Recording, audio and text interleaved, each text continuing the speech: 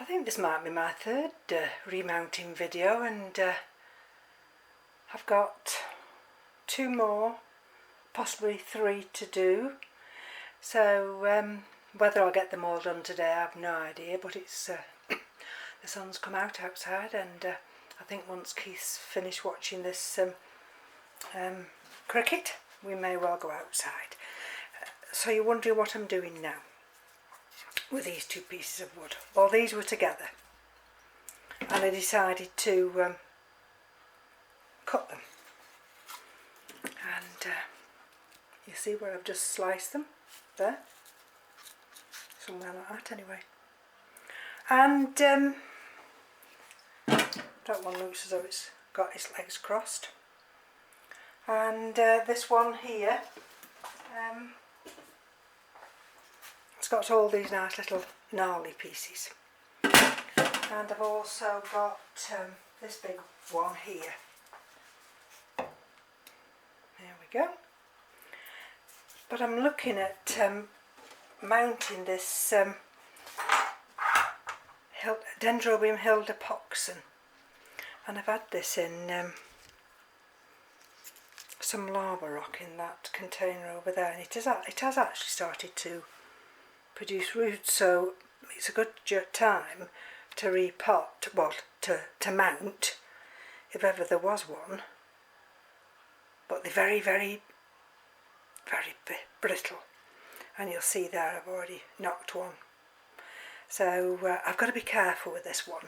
And now I've not got a lot of notes about Hilda Poxon. It's a primary hybrid, and it's 50% speciosum and 50% tetragonum. And it's actually called the measles orchid. It's got spots that, depending on the time of the year, whether or not, you see the cold produces a lot darker blooms, and they're all spotted just like measles. And it's supposed to be very fragrant, but we do require a drop in temperature, but don't stop watering completely. And pod parent is tetragonum and the pollen parent is speciosum. So this is a cool intermediate. And what I thought, I've had it up and down on this mount till it's dizzy, poor thing. And the way that's sliced there, cut, you see it's got a flat back, and I think I've had this as a mount before, because looks as though there's a screw hole fixed there somewhere, and it'll actually lie or sit better against a wall with this flat back.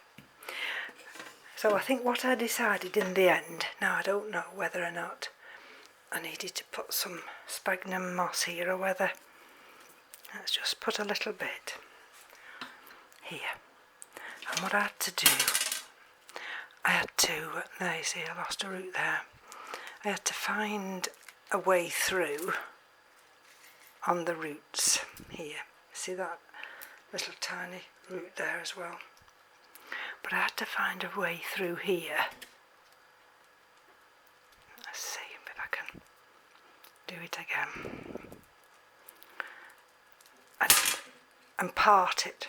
Can you see where I'm parting it there?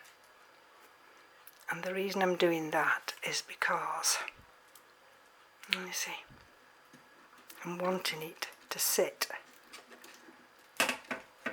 aside this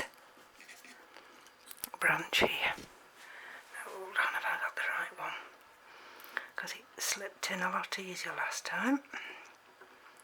I don't think I had the same problem. Maybe that's right. I think it slipped in that way. Right. And you see how it's actually wedged in now.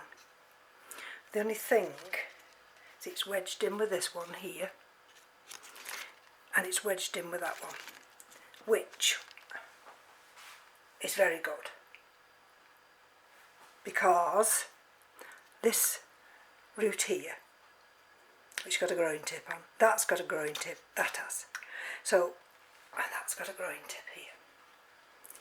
So, and these other little ones here are branching, and you see what I mean?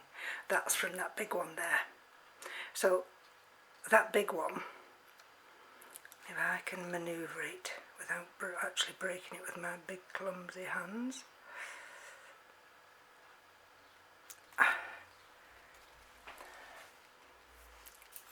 Could come that way, or it could come upwards. Let's have a look, see where we're going. It could come upwards down there, back round there. Sorry, you're not seeing what I'm seeing, are you? You see, it could come upwards this way, or it could come, I think it naturally wants to, that's because it went round in the pot, round and round in the pot. So I'm going to let it go that way and find its own way. Now I've put a little bit of sphagnum moss. I've just tucked that in there just to elevate it a little bit. Right, so let's see what we can do with this one. I might have to have a little bit more fishing line with this one. Let's see whether or not we can anchor anything down. So let's have a look. Which is the best way to do this?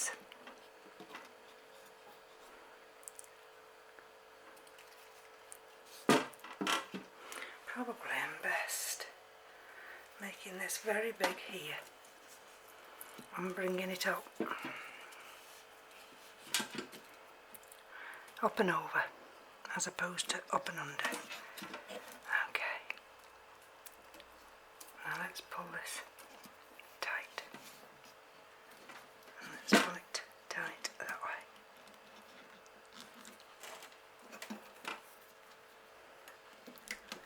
I think once it's upstairs in the grow room with the humidity, it'll be fine. See, there's a nice little growing tip there, and let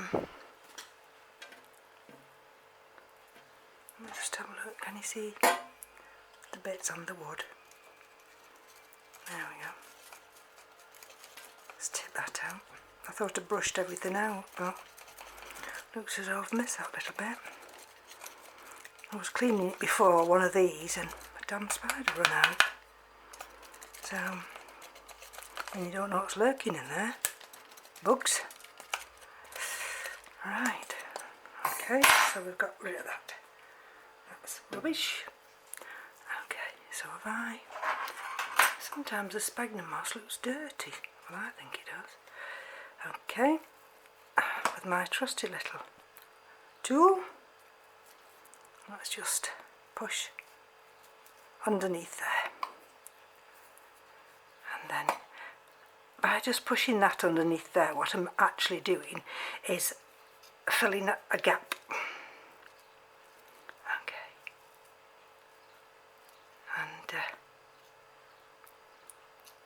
and if there's any branching roots, they'll be able to find that nice moisture. Okay, now this one, I want to go that way, don't I? Okay, so we're dealing with the roots on this side now, and like I did before, I don't want any of these roots to be strangled by this fishing line. So if I just gently push some more of this sphagnum moss through there, through the fishing line that's there, then it just fills in the air pocket caused by the lava rock. and then I can put a little bit more. That lovely green root there. I can put a little bit more over the top. Okay, let's see what we've got here. So I can push some through there. I'm not so bothered about the lava rock because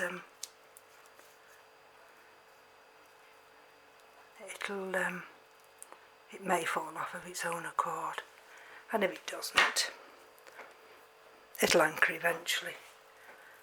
The actual roots of the orchid will just anchor it, and it'll just be part and parcel of there we go,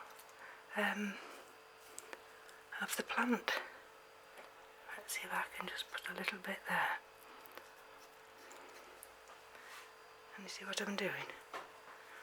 Trying to fill in little places just so that once I start coming round with this fishing line, I don't mind that one so much sticking out. It may well make its way down, I'm not sure. That one over there, that new one, that's wanting to go that way, so we'll let that one go that way. And let's see. Okay. Let's have a look now. Let's see how we're going to bring this fishing line round. Oh, doesn't that just...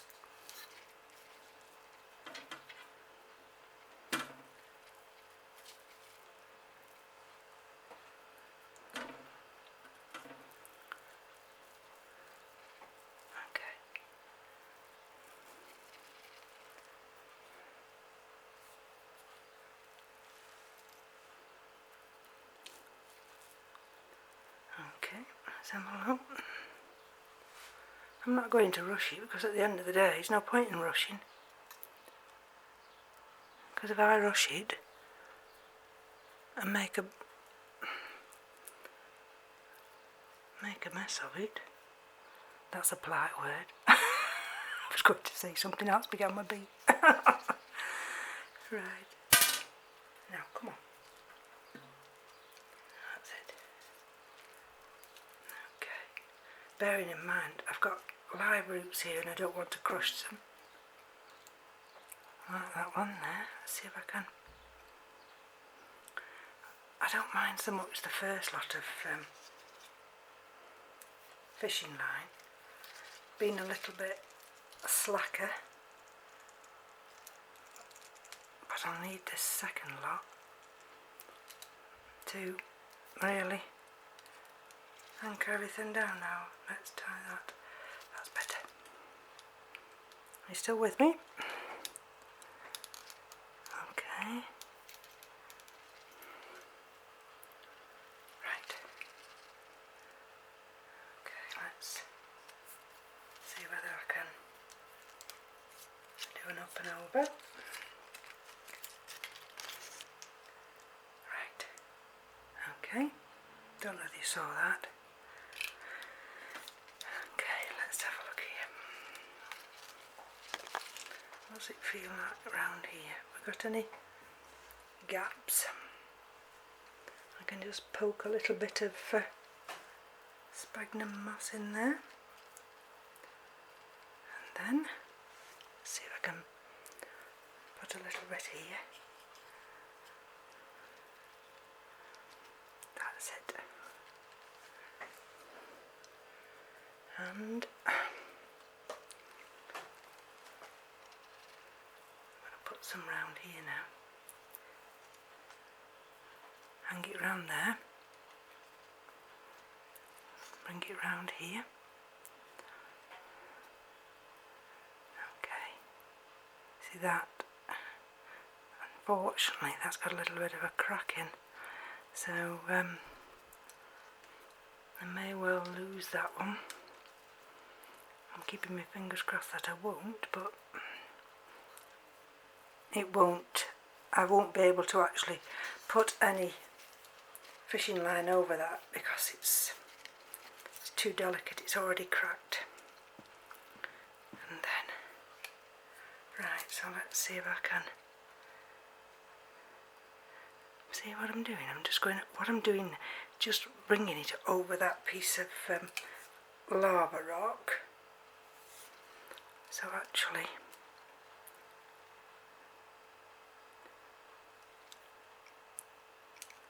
will that go in that one? Go underneath. That's it. Right, and I've got another piece of lava rock there. So I'm going to take that one over there. Take that one over there again. And let's take another up and over. And we can. There we go. Take that one down there. Around there. Right. Oops. Oh, where's it gone? Let's have a look.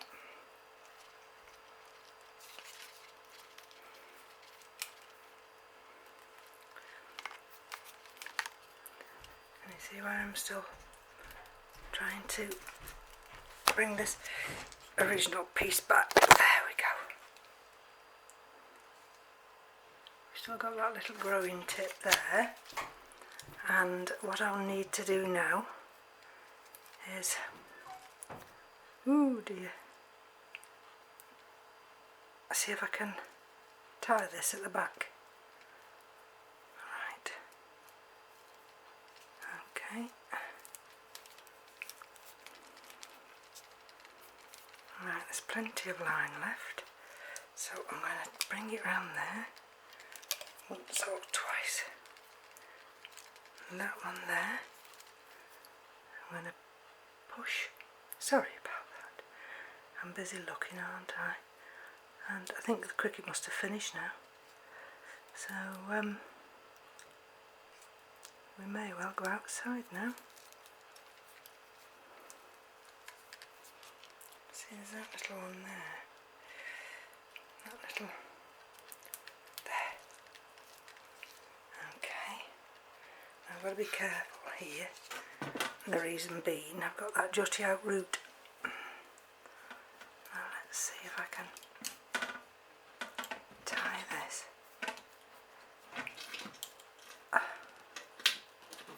Tight enough. Okay. Right. Do excuse the mess when I just bring you round, but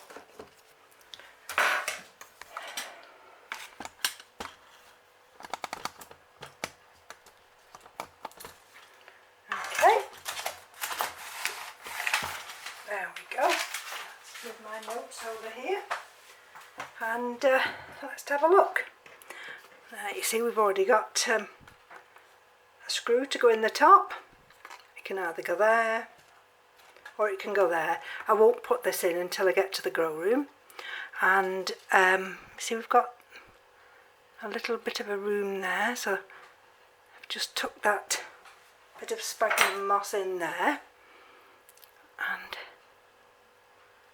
there, you see, there's that little bit of support.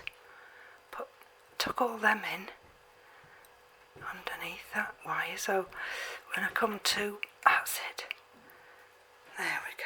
So when I come to water this,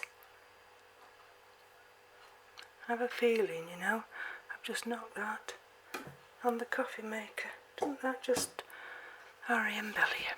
Anyway, like I say, you know, it can't be helped. When you're repotting or remounting and an orchid's in active growth, I mean, it is a good time to remount them. That's the newest cane here, and it's fairly fairly firm. I can actually manoeuvre this and put that round there like that, which maybe, I don't know whether it makes any difference. Maybe just holds that a little bit firmer and just spreads the plant out a little bit. So thank you for joining me. The next one will be the Dendrobium polyanthum. A busy day today. Bye bye now.